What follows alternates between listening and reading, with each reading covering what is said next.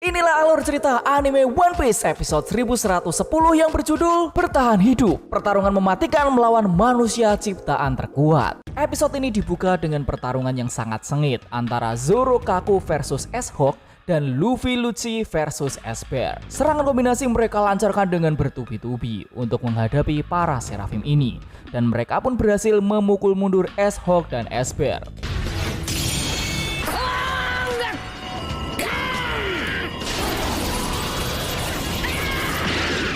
Tapi S-Bear masih bisa bangkit lagi. Anehnya, Seraphim ini seperti tidak terkena dampak apapun dari semua serangan. Bahkan S-Bear yang dipukul dengan brutal pun hanya terdiam. Sedangkan S-Hawk yang terkena tebasan Zoro dan Kaku masih bisa menangkisnya. Tapi akhirnya, serangan kombinasi yang menguras tenaga mereka ini bisa membuat para Seraphim terkapar. Dan keadaan menjadi hening sebentar. Mereka yang sudah merasa lega langsung bersiap karena Shaka berkata jangan meremehkan manusia terkuat, dan benar saja mereka langsung bangkit lagi seperti tidak ada apa-apa. Luffy mulai kesal kenapa para Seraphim tidak menyerah saja. Lucci pun juga kebingungan kenapa hal ini bisa terjadi. Zoro lalu teringat dengan seseorang yang dia lawan, yaitu wakil kapten dari bajak lautnya Kaido saat di Wano. Dia adalah King. Shaka lalu berkata jangan-jangan itu adalah salah satu suku Lunaria yang kabur dari pusat penelitian pemerintah di Pang Hazard yang kabur bersama Kaido yang bernama Albert. Dulu Kaido lah yang menyelamatkan King saat ditangkap oleh pemerintah dunia untuk dijadikan kelinci percobaan, dan mereka pun kabur dari Pang Hazard bersama. Shaka juga mengkonfirmasi bahwa Seraphim dibuat berdasarkan darah dari suku Lunaria. Zoro lalu tersadar dan dia berkata bahwa serangan hanya akan berefek pada mereka ketika api di punggungnya padam. Saat apinya menyala, suku Lunaria sangat kuat. Tapi saat apinya mati, kecepatan mereka akan bertambah tetapi pertahanan mereka akan melemah. Zoro juga mengaku bahwa dia juga kewalahan saat bertarung melawan King. Dia meminta maaf, seharusnya dia sadar dari awal kalau Seraphim ini ternyata mirip dengan suku Lunaria yang ciri-cirinya rambut putih, kulit gelap, sayap hitam, dan ada api di punggungnya. Yang lain langsung ngamuk karena seharusnya Zoro sadar dari tadi. Shaka lalu mencoba pergi untuk mencari Stella, tapi S-Hawk berusaha menyerang Shaka. Untungnya serangan tersebut berhasil dihadang oleh Zoro. Shaka pun langsung pergi meninggalkan mereka. Terus kita melihat Edison, Nami, dan Brook yang sedang berlari karena mereka dikejar oleh S-Shark yang berenang di dalam lantai. Tiba-tiba S-Shark menghalangi mereka di depan dan memukul Edison sampai rusak. Brook lalu berusaha menyerang S-Shark, tetapi Brook berhasil dilumpuhkan dengan sangat mudah sampai kepalanya copot loh guys.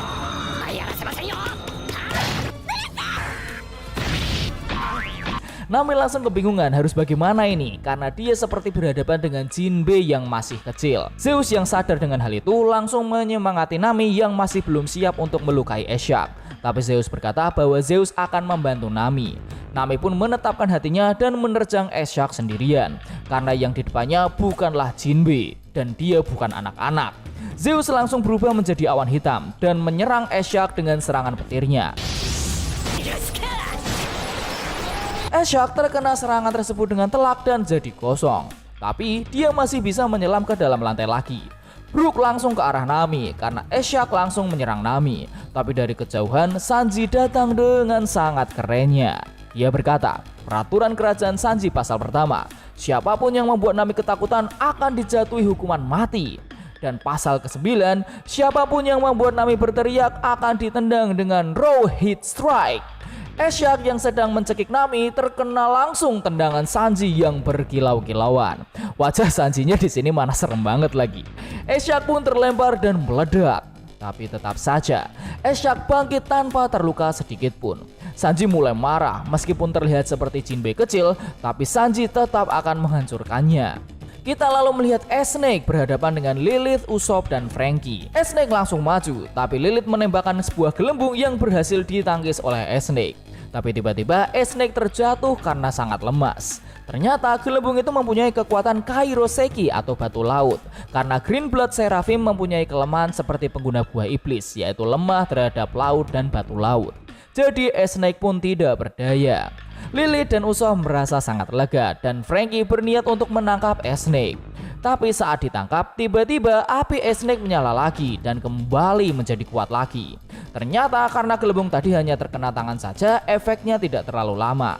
Snake yang kesal langsung berniat mengeluarkan lasernya. Lilith, Pythagoras, dan Usopp berusaha untuk kabur, tapi mereka terkena serangan laser itu dan meledak.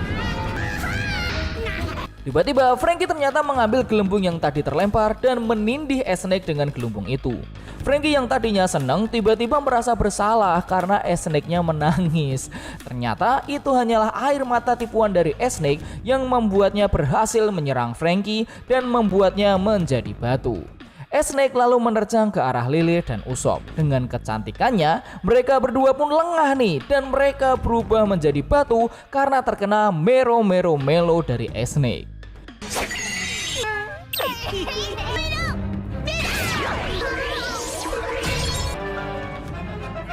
Kita lalu dibawa melihat Shaka yang sedang berjalan di sebuah ruang bawah tanah, di mana dia sedang berusaha untuk mencari Stella di sini.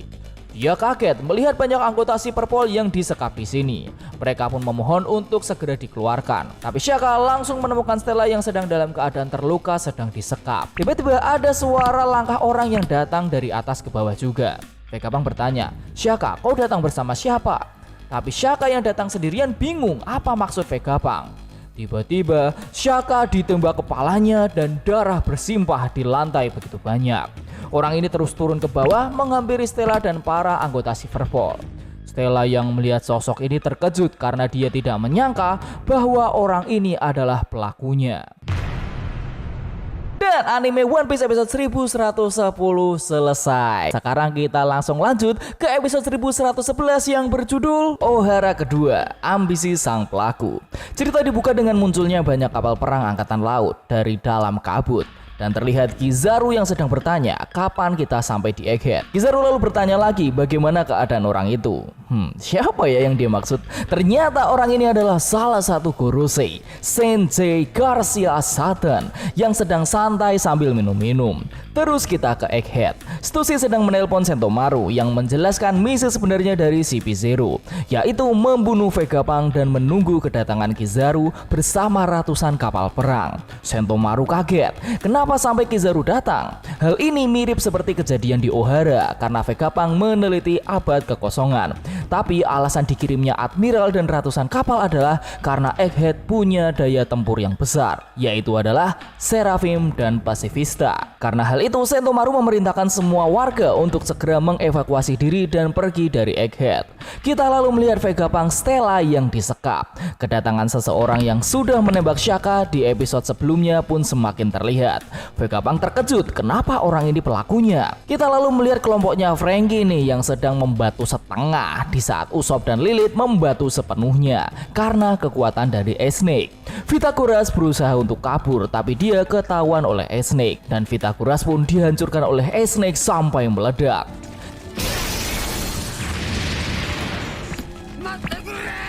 Kita lalu melihat Robin dan Chopper beserta Atlas yang sedang mencari Vegapunk. Mereka khawatir bagaimana keadaan kru yang lainnya. Meskipun Robin percaya Sanji pasti akan datang untuk menyelamatkan Nami. Atlas selalu teringat sebuah ruangan yang lama tidak digunakan yang bisa jadi disitulah Stella berada. Akhirnya mereka bertiga pun sepakat untuk memeriksa ruangan itu. Kita akhirnya melihat Sanji dan Eshak lagi. Sanji masih santai di sini, tapi dia terlihat sangat serius untuk bertarung melawan Eshak jika dia melukai Nami. Sedangkan Nami sangat khawatir dengan keadaan Edison yang terluka karena serangan dari Eshak tadi.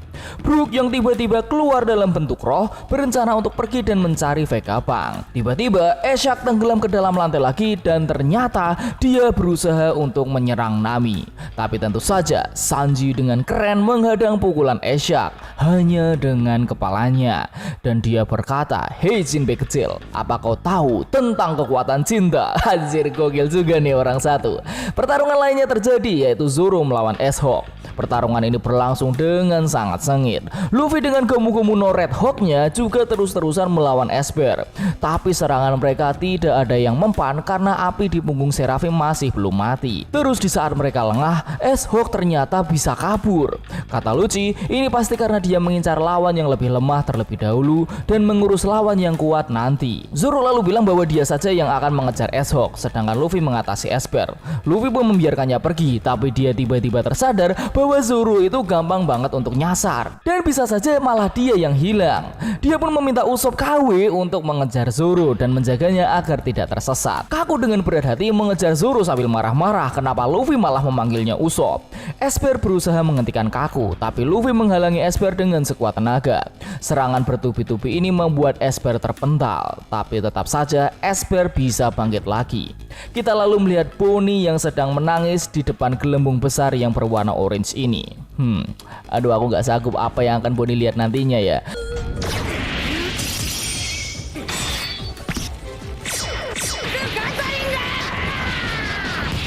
Terus kita flashback. 3 bulan lalu di Warijoa ada sebuah panggilan dari Egghead, di mana dia ingin berbicara dengan para Gorosei. Telepon ini memberikan informasi bahwa Dr. Vegapunk sedang meneliti abad kekosongan. Berdasarkan informasi ini, CP5 dikirim ke Egghead untuk menyelidiki hal ini. Tapi mereka tidak menemukan bukti apapun. Mereka lalu cabut dari Egghead. Tapi ketika mereka baru saja ingin pergi, kapal mereka menghilang karena diserang oleh sesuatu. Dan mereka tidak bisa kembali ke markas pusat. Karena insiden ini, CP7 dan CP8 juga dikirim ke Egghead untuk mencari kebenaran yang terjadi.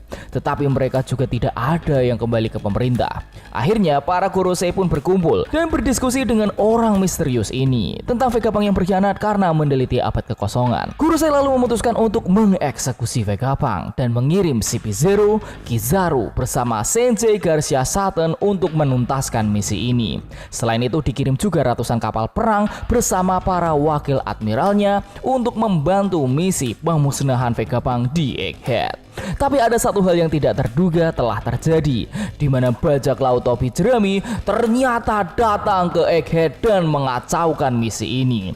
Akainu bahkan sampai kesal dengan hal yang tidak terduga ini. Kita lalu kembali ke masa sekarang dan melihat sosok hitam ini sedang menodongkan pistolnya ke arah Stella. Di saat yang sama, anggota si Perpol yang ditahan meminta untuk dibebaskan. Sosok hitam ini ternyata adalah York, salah satu satellite dari Vegapunk. Dia lalu berkata di depannya Vegapunk bahwa dia ingin menjadi seorang Tenryubito. Vegapunk terkejut dengan keinginannya York, padahal mereka pernah ke Marijoa dan pernah melihat betapa busuknya para Tenryubito ini.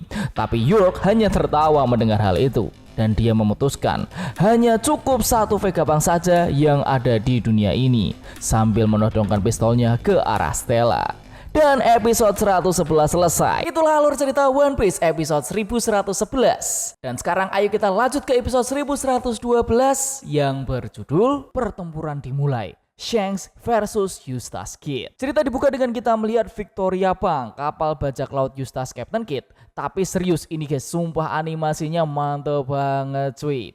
Kid lalu berdiri di kepala Victoria Punk yang sedang menuju ke Elbaf, di mana bajak laut Shanks berada. Terus kita melihat Shanks dan dia berkata, tanyakan padanya, apa dia sungguh ingin bertarung melawanku sekarang? Atau dia lebih baik meninggalkan Road Poneglyph-nya lalu pergi? Gokil! Kita dibawa flashback beberapa jam sebelumnya di Egghead, di mana kita sudah tahu bahwa pengkhianatnya adalah York. Ternyata York sempat memanggil keempat Seraphim. Di sini York minta tolong kepada mereka. York bilang bahwa pemerintah dunia ingin menghabisi Vegapunk beserta satelitnya. Karenanya York punya rencana nih agar para Seraphim menghabisi semua orang yang ada di Frontier Dome selain York, Stella, dan agen pemerintah. Ditambah beberapa tempat penting yang juga tidak boleh dihancurkan. Terus agar tidak ketahuan bahwa pengkhianatnya adalah York, York memerintahkan Snake untuk membuatnya menjadi batu sementara sambil Snake menghabisi yang lainnya. Dan ketika sudah selesai, Snake harus mengembalikan York seperti semula. Lalu kita melihat di masa sekarang di mana Sentomaru telah mengerahkan semua pasifista PX3 untuk melindungi Egghead demi para warga agar bisa evakuasi dengan selamat. Tapi dari kejauhan ada kapal bajak laut Kurohige yang mendekati Egghead. Siapa ya ini?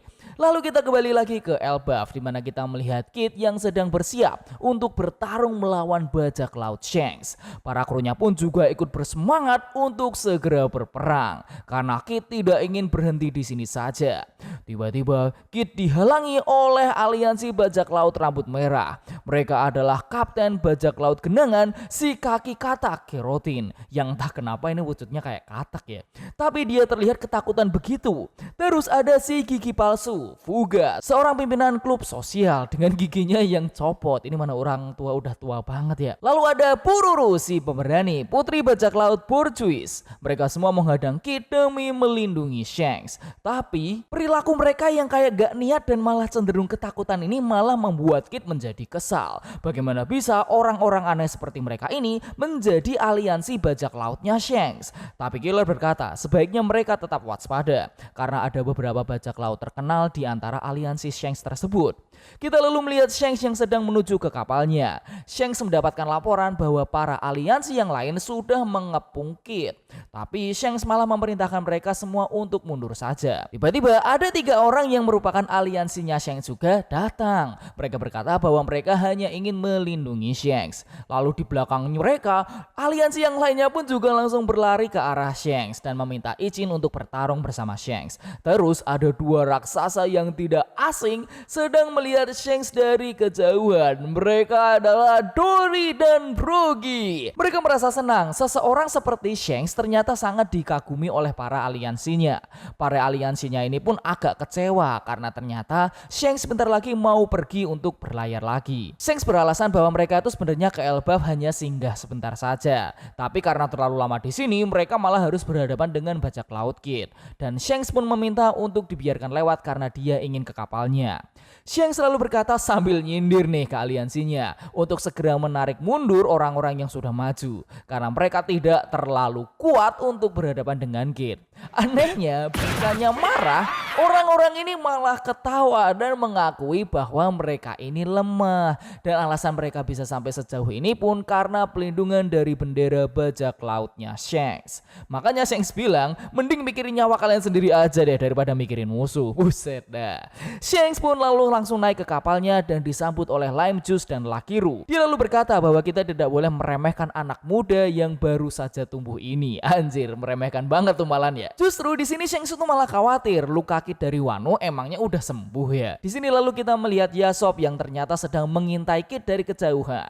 Shanks malah bertanya, adakah informasi dari Kurohige? Yasop lalu berkata bahwa informasi terakhir Kurohige itu pergi dari Pulau Hachinosu. Karena alasan itulah Shanks kemarin ke Wano karena dia mengira Kurohige bakal ke Wano, tapi ternyata tidak. Shanks selalu meminta informasi tentang Kid nih dari Hongo. Dia lalu membaca info tentang Kid seperti dia berasal dari South Blue dan sering membuat kekacauan di mana-mana. Lalu kita melihat kapalnya Kid di mana Kid ini sedang berdiri bersama Killer di depannya Victoria Pang. Killer lalu berkata bahwa ada 9 kapal yang menghadang mereka. Tanpa pikir panjang, Kid langsung menggunakan kekuatan magnet dari Jiki Nominya untuk menarik semua besi yang ada mendekat. Bahkan besi dari kapal musuh pun dia ambil. Semua besi ini berkumpul dan menyatu di tangan kiri Kid. Dengan sesumbar, Kid lalu berkata akan melenyapkan semuanya dalam 10 detik dengan menggunakan dempang yang sudah dia siapkan ini.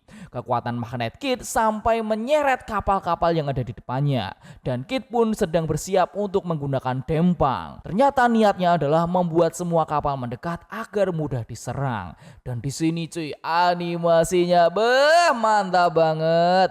Kid lalu berkata bahwa dia tidak ada waktu untuk berhadapan dengan kroco-kroco ini. Shanks tiba-tiba menyadari sesuatu. Dia seperti menggunakan Kenbun Shoku Hakinya dan melihat masa depan singkat yang akan terjadi. Di dalam penglihatannya, Kid sudah mengeluarkan laser dempang dengan daya hancur yang sangat besar. Serangan ini langsung menyerang kapal di depannya. Tapi dengan sekejap, laser ini bisa bergerak ke arah samping dan menghancurkan semua kapal yang mengepung Kid dengan waktu yang sangat singkat. Aliansi Rambut Merah pun hancur hanya dengan sekali serangan saja. Lalu semua kapal karam ke dalam lautan. Melihat masa depan yang seperti itu, Shanks langsung mengambil langkah. Dia berlari dan melompat dari kapalnya sendiri. Ben Beckman yang melihat Shanks langsung bertindak malah santai sambil merokok dan bilang bahwa Shanks pasti melihat masa depan yang mengerikan. Shanks melompat dari satu kapal ke kapal lainnya. Di saat Kid hampir mengeluarkan dempang, bayangan seekor Griffon muncul di depannya dan melesat ke arah Kid.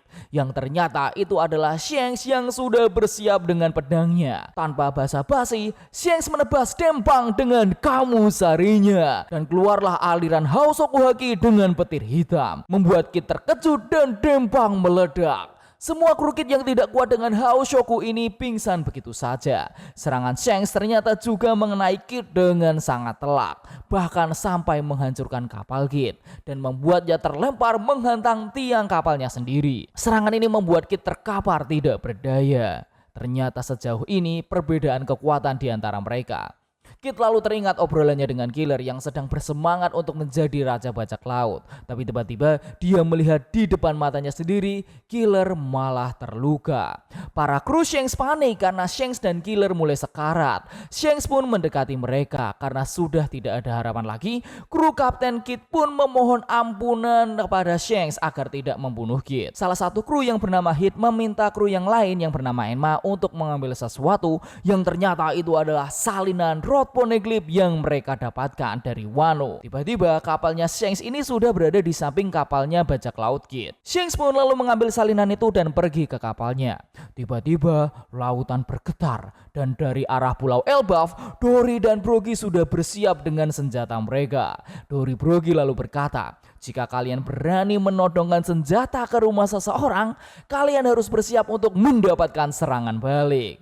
Mereka berdua pun lalu mengeluarkan Hakoku. Serangan kombinasi hebat yang pernah mereka gunakan di Little Garden ini langsung membelah kapal Victoria Pang menjadi dua.